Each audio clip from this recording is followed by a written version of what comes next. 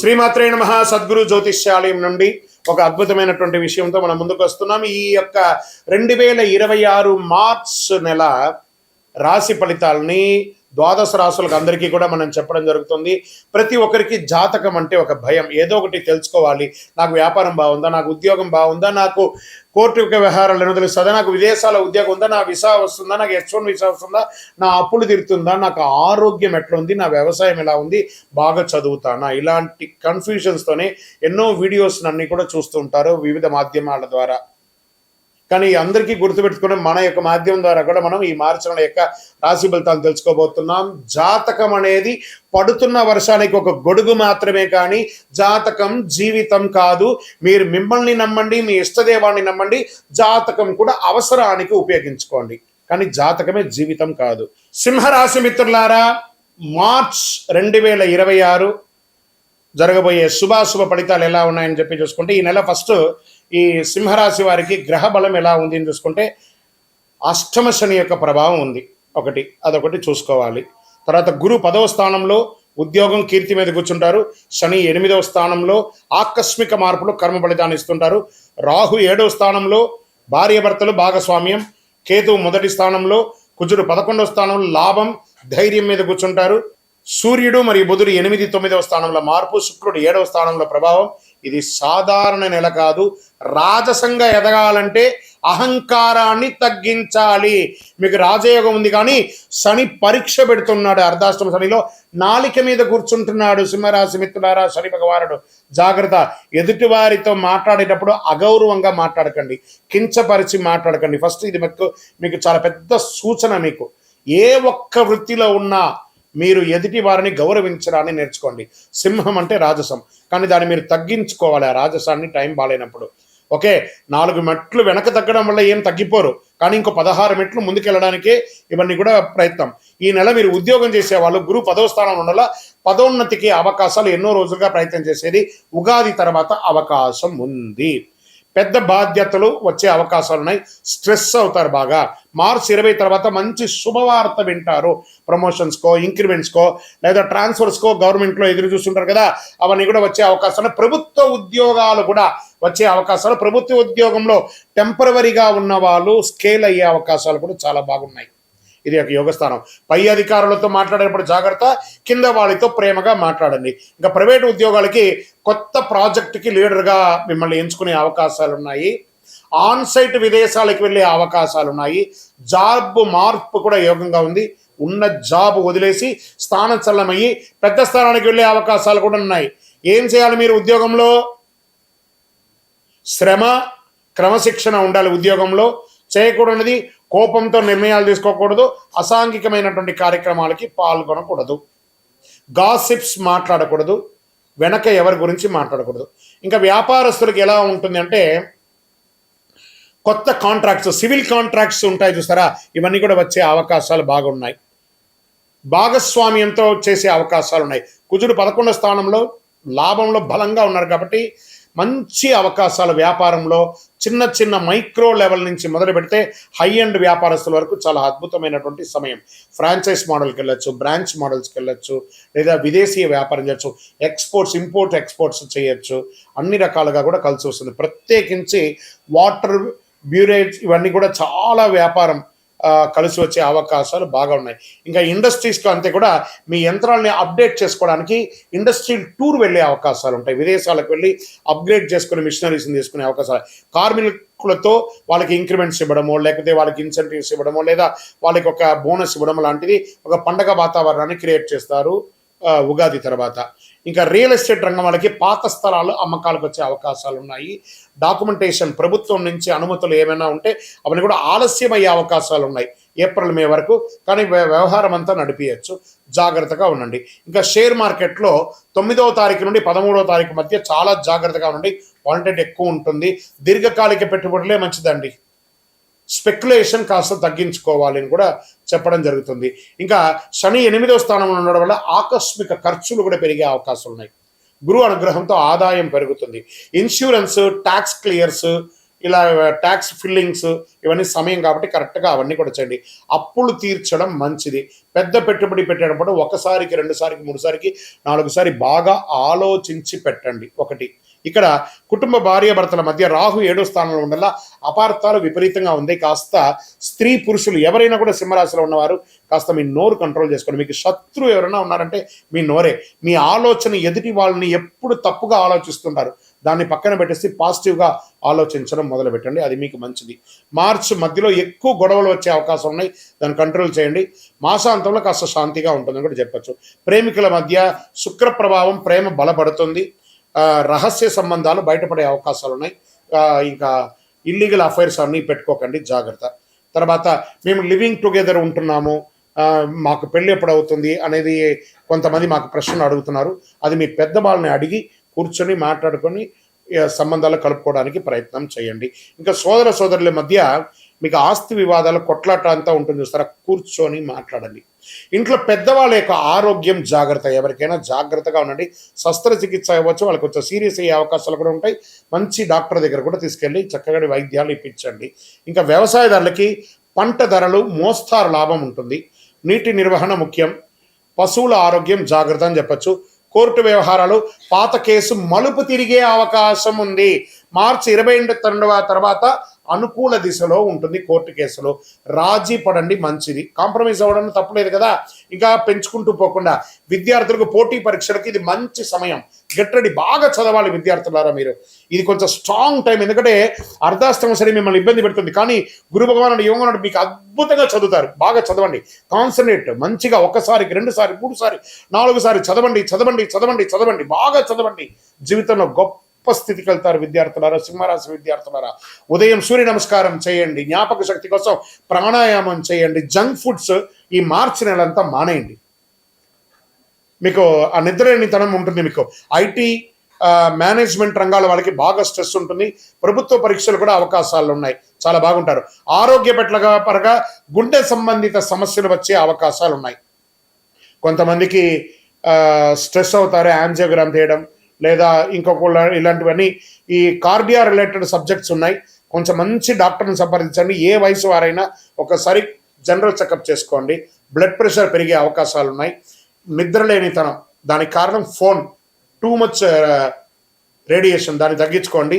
ఉప్పు తగ్గించండి. ఉదయం నడక చేయండి. సూర్య దర్శనం, సూర్య నమస్కారం చేయండి. మార్చి 10-16 మధ్యలో చాలా చాలా చాలా ఆరోగ్యం పట్ల జాగ్రత్తగా ఉండాలి. వాహనం నడిపేటప్పుడు జాగ్రత్త. సూర్యుడు ఎందుకంటే చంద్రాష్టమ సమయంలో ఈ యొక్క షూరిటీ సంతకాలు ఇవన్నీ కూడా కాస్త జాగ్రత్తగా ఉండాలి. ఇంకా మీరు చేయవలసినటువంటి పని ఏమంటే పరిహారం, సూర్య భగవాన్ని ప్రార్థన చేయడం, ఆదిత్య హృదయం శ్లోకాన్ని ఎక్కువ చదవడం, గోధుమ ఎర్ర పండ్లు దానం ఇవ్వడము, నవగ్రహ ప్రదక్షిణం 19 సార్లు చేయడం, మీ యొక్క వయస్సు ఎంత ఉందో అన్ని దీపాలను నవగ్రహాల దగ్గర వెలిగించడం, నీలాంజన సమాభాసం రవిపుత్రం యమాగ్రజం ఛాయామార్తాండ సంభూతం తన్నమామి శనైశ్వరం అని చెప్పి శని భగవాన్ని ప్రార్థన చేయడం. ఎందుకంటే 6వ తారీఖున శని కూడా మారుతున్నాడు, అప్పుడు కూడా ఉంది. కాబట్టి ఇవన్నీ కూడా దృష్టిలో పెట్టుకొని ఈ నెల మీరు దైవారాధన ఎక్కువ చేయవలసినటువంటి అవకాశం ఉంది. నవగ్రహాలకి వస్త్రం వేయండి. పేదవాళ్ళకి ఎవరికైనా వస్త్ర దానం ఇవ్వండి. గాయత్రి మంత్రం చెప్పండి. అదృష్ట సంఖ్య 1 మరియు 9. అదృష్ట రోజు ఆదివారం. అదృష్ట రంగు బంగారు వర్ణం, ఎరుపు వర్ణం మీకు చాలా కలిసి వస్తుంది. అదృష్ట దిక్కు తూర్పు దిశ ప్రయాణం మీకు చాలా బాగుంటుంది. సింహరాశి వారికి రాజయోగం ఉన్న వినయం లేకపోతే ఫలితం లేదు. వీరి వినయంతో నడిస్తే గురుకృప, మీరు అహంకారంతో నడిస్తే శని పరీక్ష. ఈ నెల మీరు రాజులా గెలవచ్చు లేదా కోపంతో కోల్పోవచ్చు. 2 రకాలుగా కూడా ఉన్నాయి. సూర్యకాంతి మీకు శక్తి ఇస్తుంది, మీ నిర్ణయం రాజసాన్ని ఇస్తుంది. కాబట్టి ఏది కావాలో నిర్ణయించుకోండి. మీ వయస్సు ఎంత ఉందో అన్ని దీపాలను దేవాలయంలో వెలిగించండి.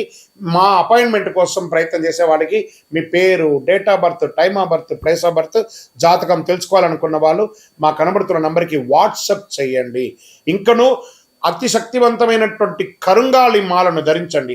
ఆరోగ్యంగా ఉంటారు, ఐశ్వర్యంగా ఉంటారు, గ్రహదోషాలని బాగుంటుంది, అద్భుతంగా ఉంటారు. ద్వాదశ రాశులందరికీ కూడా మా ఛానల్ ద్వారా చూస్తున్నటువంటి ప్రేక్షక మిత్రులకి ఉగాది శుభాకాంక్షలు. అందరూ కూడా ఆయురారోగ్య ఐశ్వర్య భోగభాగ్యాలతో ఉండాలని అఖిలాండ కోటి బ్రహ్మాండ నాయకుడు అయ్యప్ప స్వామి వారిని ప్రార్థన చేసుకుంటున్నాను. తిరుపతిలో అయ్యప్ప స్వామికి 18 అవతారముల దేవాలయాన్ని మనం నిర్మించాం. జీవకోణ అనే ఒక ప్రాంతంలో బ్రహ్మశ్రీ డాక్టర్ చంద్రబలి గురుస్వామి గారి ఆధ్వర్యంలో. మీరు తిరుపతికి వచ్చినప్పుడు, కుటుంబంతో వచ్చినప్పుడు తిరుమలకు ఎలా దర్శనం చేసుకుంటారు? తిరుపతిలో కపిల తీర్థానికి దగ్గరలో జీవకోణ అనే ఒక ప్రాంతంలో ప్రపంచ ప్రఖ్యాతమైనటువంటి 18 అవతారాల దేవాలయం ఉంది. వచ్చి దర్శనం చేసుకోండి. మీరు అందరూ క్షేమంగా ఉండాలని ఆ దేవాలయంలో ప్రతిరోజు ప్రార్థన చేస్తుంటాము. విజయోస్తు. వందే మాతరం, వందే మాతరం, వందే మాతరం. చంద్రమౌళి వెంకటేష్ శర్మ గురుస్వామి శరణమయ్యప్ప.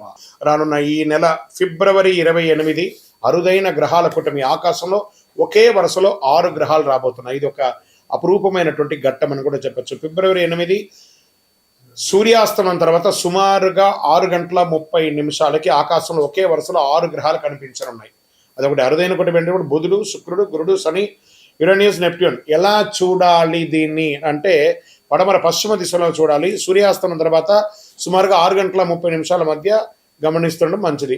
ఇది కంటితో కనిపించేది శుక్ర, గురు, శని మాత్రం కనబడుతుండొచ్చు. కాస్త టెలిస్కోప్, బయోస్కోప్ అలాంటిది అవసరం ఉంటుంది ఆ యురేనియస్, నెప్ట్యూన్ యొక్క గ్రహాలను చూడాలంటే. ఆకాశం నిర్మలంగా మేఘాలు లేకుండా ఉంటేనే స్పష్టంగా కనిపిస్తుంది. నగర వెలుతురు తక్కువగా ఉంటే ప్రదేశం అయితే ఇంకా స్పష్టంగా చూడవచ్చు. ఇలాంటి గ్రహాలు వరుస అరుదుగా చూడవచ్చు. ఆకాశాన్ని ప్రేమించే వారికి ఇది ఒక అద్భుతమైనటువంటి అవకాశం అని కూడా చెప్పొచ్చు. ఈ యొక్క గ్రహ కూటములన్నిటి కూడా రానున్నటువంటి ఉగాది ద్వాదశ రాశుల్లో దాని యొక్క ఇంపాక్ట్ అనేది ఉంటుంది. చాలా అద్భుతమైనటువంటి ఒక విషయంతో మనము ఈరోజు రాబోతున్నాం. మన ఛానల్ చూస్తున్నటువంటి ప్రేక్షక మిత్రులందరికీ కూడా శుభాకాంక్షలు. మీరు చాలామంది చూస్తున్నారు, కానీ ఒక చిన్న రిక్వెస్ట్ అంటే ఒక లైక్, ఒక సబ్స్క్రిప్షన్, ఒక షేర్ ఇది కానీ చేస్తే మాకు కూడా కాస్త ఎంకరేజ్మెంట్గా ఉంటుంది. మాకు మంచి మంచి సబ్జెక్ట్స్ ఇస్తున్నాం కాబట్టి ఇదొకటి. ఈ రాబోయే మార్చ్ 6వ తారీఖున శని భగవానుడు స్థానం మారుతున్నారు. ఇది 2.5 సంవత్సరాలకు ఒకసారి ఇది జరుగుతూ ఉంటుంది. అద్భుతమైనటువంటి దీన్ని తమిళ భాషలో శని పయర్చి అంటారు. మనం తెలుగులో శని గమన మార్గం మారుతున్నారు అనే దాన్ని చెప్పడం జరుగుతుంది. తిరునల్లార్ అనే ఒక క్షేత్రం ఉంటుంది తమిళనాడులో. ఆ రోజు అక్కడ ఆ శని భగవానుడు మారేటప్పుడు ప్రత్యేకమైనటువంటి పూజ ఏ సమయంలో చేస్తారో దాన్ని శని పయర్చి అంటారు. అంటే ఉన్న స్థలం నుంచి ఇంకో స్థలానికి మారే ఒక అద్భుతమైనటువంటి ఘట్టం. ఈ శని గమనం మార్పు జరగడం వల్ల ఏ రాశి వారికి లాభంగా ఉంటుంది, ఏ రాశి వారికి ప్రతికూలంగా ఉంటుంది అనే దాన్ని మనం ఇప్పుడు విశ్లేషించుకోబోతున్నాం. శని భగవానుడు కుంభం నుండి మీనంలోకి గమన మార్పు 6వ తారీఖున మార్చి 26 ఉదయం 8 గంటల 24 నిమిషాలకి. ఇది చాలా విశేషం అండి. ఎంత అవకాశం ఉంటే అంతమంది అన్ని రాశుల వారు కూడా పూజ చేసుకోవాల్సిన సమయం. కానీ ప్రత్యేక పూజలు కొంతమందికి ఉందని చెప్పచ్చు. దీన్ని ఏ రాశి వారికి ఆ శని భగవానుడు యోగాన్ని ఇస్తున్నాడు ఆ శని గమనంలో అని అంటే, శని లగ్నంలో ప్రవేశం, జీవన దిశలో గంభీర మార్పు. ఎవరికి లగ్నంలో ఉంటాడో వాళ్ళకి ఇది ఉంటుంది. మీనరాశి వారికి చాలా ఉంటుందండి. ఆధ్యాత్మిక చైతన్యం పెరుగుతుంది. క్రమశిక్షణలో ఎదిగే అవకాశం ఉంటుంది. అంటే కుంభరాశి నుంచి మీనరాశి, మీ రాశిలోకి రాబోతున్నాడు కాబట్టి వృషభ రాశి వారికి లాభస్థానంలో శని ఉన్నాడు. దీర్ఘకాలిక పెట్టుబడుల ఫలితం, ఆర్థిక స్థిరత్వం కూడా ఉంటుంది. తర్వాత మకర రాశి వారికి శని మీ యొక్క స్వగ్రహాధిపతి కాబట్టి శ్రమకు ప్రతిఫలం ఉంటుంది. ఉద్యోగం, పదోన్నతి అవకాశాలు చాలా ఉన్నాయి. విదేశీయ గమనం కూడా ఉంటుంది. ఎవరు జాగ్రత్తగా ఉండాలి, ఏ రాశి వారు జాగ్రత్తగా ఉండాలి అంటే మిథున రాశి వారు కర్మస్థానంలో ఒత్తిడి, ఉద్యోగంలో బాధ్యతలు పెరుగుతాయి. జాగ్రత్త నిర్ణయాలు, అసాంఘిక కార్యక్రమాలు పాల్గొనకూడదు. ఇంకా కన్యా రాశి వారికి సంబంధాల్లో పరీక్ష కాలం, భార్యాభర్తల మధ్య ఉంటుందని చెప్పి మాటల విషయంలో కాస్త జాగ్రత్తగా ఉండాలి. ఇవి రెండే. కానీ కన్యా రాశికి మిగతా గ్రహాలన్నీ యోగంగా ఉంది కాబట్టి కొంచెం జాగ్రత్త పడాలి. ధనుసు రాశి వారికి అర్ధాష్టమ శనిలో ఉన్నారు. గృహ కుటుంబ విషయంలో ఆందోళన, ఆస్తి నిర్ణయాల ఆలస్యం ఇవన్నీ కూడా అవుతూ ఉంటుంది. శని ఎప్పుడు శిక్షకారకుడు కాదు. అదేవిధంగా సింహరాశి వారికి కూడా అష్టమ శనిలో ఉన్నాడు. కొంచెం జాగ్రత్తగా ఉండాల్సినటువంటి సమయం. ఈ ప్రకృతి విపత్తులు కూడా వచ్చే అవకాశాలు ఈ శని గమనం ద్వారా కూడా ఉందండి. కొండ ప్రాంతాల్లో భారీ వర్షాలు, కొండ చర్యలు కింద పడడము, చిన్న చిన్న భూకంపాలు లాంటి రావడము, జల ప్రళయం అనేది కనబడుతుంది. తీర ప్రాంతాల్లో సముద్ర ప్రభావం ఎక్కువ ఉంటుందని కూడా చెప్పడం జరుగుతుంది. వరదల వల్ల వ్యవసాయానికి మిశ్రమ ఫలితం ఉంటుందని కూడా ఈ శని యొక్క మార్పు వల్ల ఉంటుందని కూడా చెప్పచ్చు. జలతత్వం శని గమనంలో ప్రకృతి శక్తులన్నీ కూడా అధికంగా ప్రేరేపింపబడతాయి కాబట్టి జాగ్రత్తగా ఉండాలి. శని భగవానుడు శత్రువు కాదు, మన కర్మ ప్రతిబింబమే శని భగవానుడు.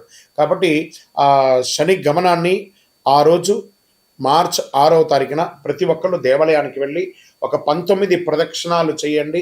కాకధ్వజాయ విద్మహే ఖడ్గహస్తాయ ధీమహి తన్నః మంద ప్రచోదయాత్ నీలాంజన సమాభాసం రవిపుత్రం యమాగ్రజం ఛాయామార్తాండ సంభూతం తన్నమామి శనైశ్వరం. ఈ యొక్క మంత్రాన్ని ఎప్పుడు కూడా మీరు పారాయణం చేస్తూ ఉండండి. చాలా అద్భుతమైనటువంటి ఫలితాలని పొందుతారు. ఇంకను మీ యొక్క వ్యక్తిగత జాతకం కోసం మా నంబర్ ఉంది చూసారా, ఆ నంబర్కి మీ యొక్క పేరు, date of birth, time of birth, place of birth చేసుకొని మా అపాయింట్మెంట్ కూడా మీరు ఫిక్స్ చేసుకొని మీ యొక్క వ్యక్తిగత జాతకం కూడా మీరు తెలుసుకోవచ్చు. మార్చ్ నెలలో ఉన్నటువంటి ముఖ్యమైనటువంటి రోజులు ఏమైనా ఉన్నాయా, విశేషమైనటువంటి పండగలు ఏమైనా ఉన్నాయా అంటే ఫస్ట్ మనము తీసుకుంటున్నాం.